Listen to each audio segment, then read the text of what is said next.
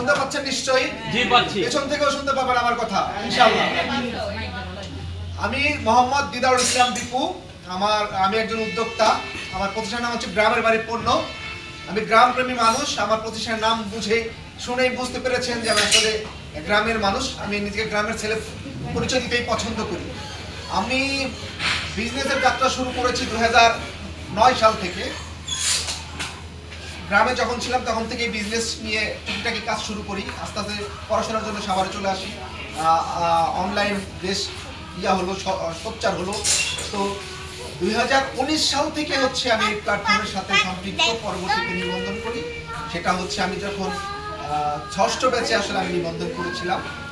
সেই জায়গা থেকেই সাকিব, তামুনা আপু আরও যারা আছেন, আমরা শুরুতেই চেষ্টা করেছিলাম যে সাভারে কিছু একটা করব। সেই লক্ষ্য নিয়ে আমরা আমাদের সাভার স্মৃতিসৌধে প্রথম মিট আপ করেছিলাম। প্রথম মিট আপটাও আমাদের অনেক লোক ছিল, প্রায় 30 জনের মতো লোক ছিল, 50 জনের মতো লোক ছিল। পুরোনো ছবি দেখলে দেখতে পাবেন বিশাল একটা সার্কেল বৃত্তর মতো ছিল। সেই বিষয়গুলো বেশ ভালো লাগে।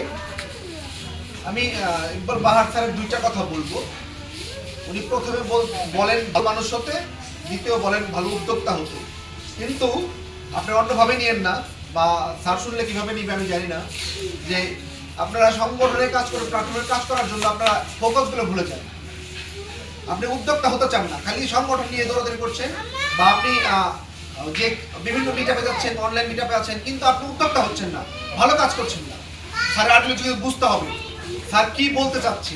আপনাকে প্রথম ভালো মানুষ হতে হবে, উদ্যোক্তা হতে হবে।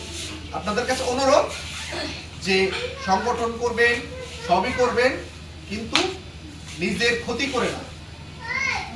অবশ্যই আপনাকে বিজনেসম্যান হতে হবে, উদ্যোক্তা হতে হবে। আপনি ভালো লিডার, কিন্তু ভালো ব্যবসায়ী না হলে তো আপনাকে কেউ ডাকবে না।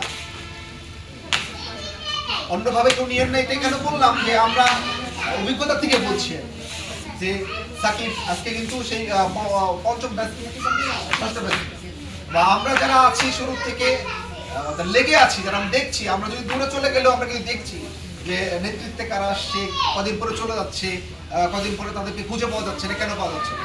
কারণ হচ্ছে যে তার ফোকাসটা ঠিক নয়, লক্ষ্যটা ঠিক নয়।